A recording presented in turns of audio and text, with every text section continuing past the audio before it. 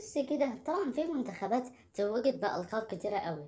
عندنا المنتخب صاحب المركز الأول هو المنتخب الأرجنتيني، حيث فاز بكوبا أمريكا ب15 لقب، وكأس العالم بثلاثة ألقاب، وكأس القارات بلقب واحد.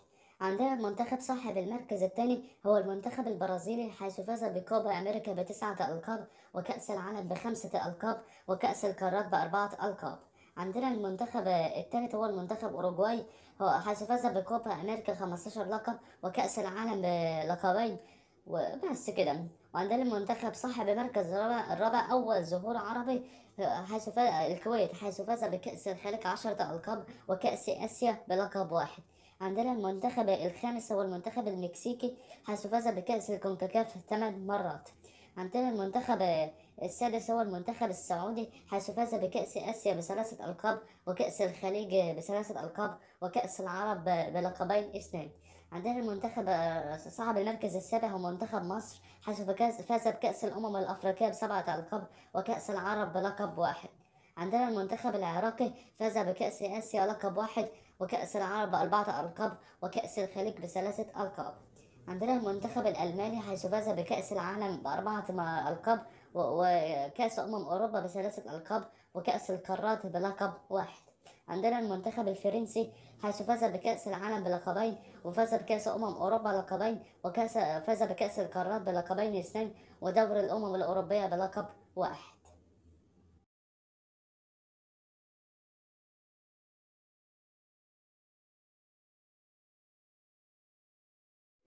طبعا المنتخب صاحب المركز ال11 هو المنتخب الأمريكي، حيث فاز بكأس الكونكاكاف ست ألقاب، وفاز بدوري الكونكاكاف بلقب واحد. عندنا المنتخب ال12 هو منتخب إيطاليا، حيث فاز بكأس العالم أربعة ألقاب، وكأس أوروبا بلقبين اثنين. عندنا منتخب نيوزيلندا، حيث فاز بكأس أوقيانوسيا بخمسة ألقاب، ودورة ألعاب جنوب المحيط الهادي بلقب واحد. عندنا منتخب أستراليا، حيث فاز بكأس أوقيانوسيا أربعة ألقاب، وكأس آسيا بلقب واحد. عندنا المنتخب الكاميروني، حيث فاز بكأس الأمم الأفريقية بخمسة ألقاب. وعندنا منتخب غانا، حيث فاز بكأس الأمم الأفريقية بأربعة ألقاب. ومنتخب إسبانيا، حيث فاز بكأس العالم بلقب واحد، وكأس أوروبا بثلاثة ألقاب. عندنا المنتخب الياباني، حيث فاز بكأس آسيا بأربعة ألقاب. والمنتخب الإيراني، حيث فاز بكأس آسيا ثلاثة ألقاب. والمنتخب النيجيري، حيث فاز بكأس أفريقيا ثلاث مرات.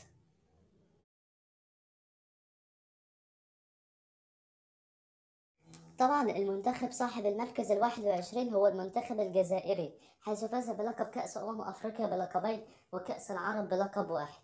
ومنتخب ساحل العاج، حيث فاز بكأس الأمم الأفريقية بلقبين اثنين. ومنتخب تونس، حيث فاز بكأس الأمم الأفريقية بلقب واحد، وكأس العرب بلقب واحد. والمنتخب المغربي، حيث فاز بكأس أفريقيا بلقب واحد، وكأس العرب بلقب واحد. ومنتخب تشيلي، حيث فاز بكوبا أمريكا بلقبين. ومنتخب بيرو، حيث فاز بلقب كوبا أمريكا مرتين. والمنتخب الدنمارك، حيث فاز بكأس القارات مرة واحدة، وكأس أوروبا مرة واحدة. والمنتخب البرتغالي، حيث فاز بكأس أوروبا بلقب واحد، ودوري الأمم الأوروبية بلقب واحد.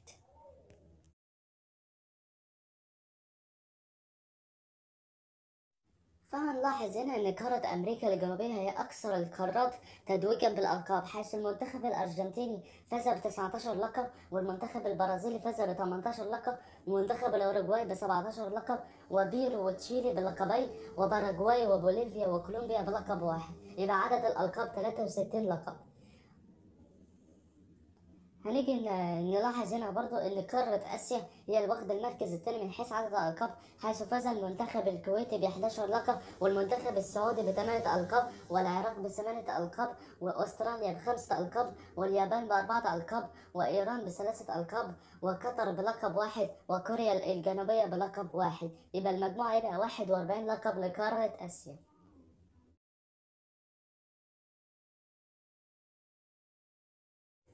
فهنلاحظ هنا إن قارة أفريقيا واخدة المركز الثالث من حيث عدد الألقاب، حيث المنتخب المصري في المركز الأول بثمانية ألقاب، والمنتخب الكاميرون بخمسة ألقاب، غانا بأربعة ألقاب، ونيجيريا والجزائر بثلاثة ألقاب، وساحل العاج وتونس وجمهورية الكونغو الديمقراطية بلقبين، والمغرب والكونغو وجنوب أفريقيا والسودان بلقب واحد. يبقى المجموع يبقى 33 لقب لقارة أفريقيا. فنلاحظ هنا في قارة أوروبا حيث منتخب ألمانيا في المركز الأول ب8 ألقاب، وفرنسا ب7 ألقاب، وإيطاليا ب6، وإسبانيا ب4 ألقاب، والبرتغال بلقبين، والدنمارك بلقبين، واليونان وروسيا والتشيك بلقب واحد. يبقى المجموع هيبقى 32 لقب لقارة أوروبا.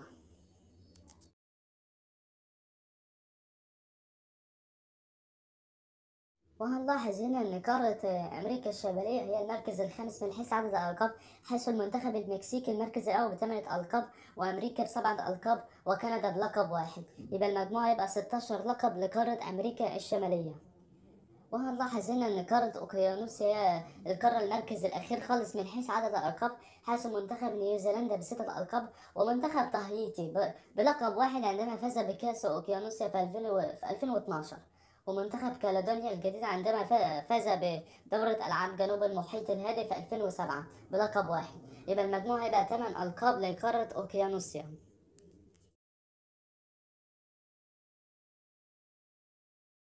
وهنلاحظ هنا أن أكثر المنتخبات تتويجا بالألقاب هو المنتخب الأرجنتيني ب19 لقب، والمنتخب البرازيلي ب18 لقب، ومنتخب أوروغواي ب17 لقب، والمنتخب الكويتي ب11 لقب، والمنتخب السعودي والعراقي وألمانيا ومصر ب8 ألقاب، وفرنسا وأمريكا ب7 ألقاب. اشترك في القناة وفعل زر الجرس واعمل لايك للفيديو، والسلام عليكم ورحمة الله وبركاته.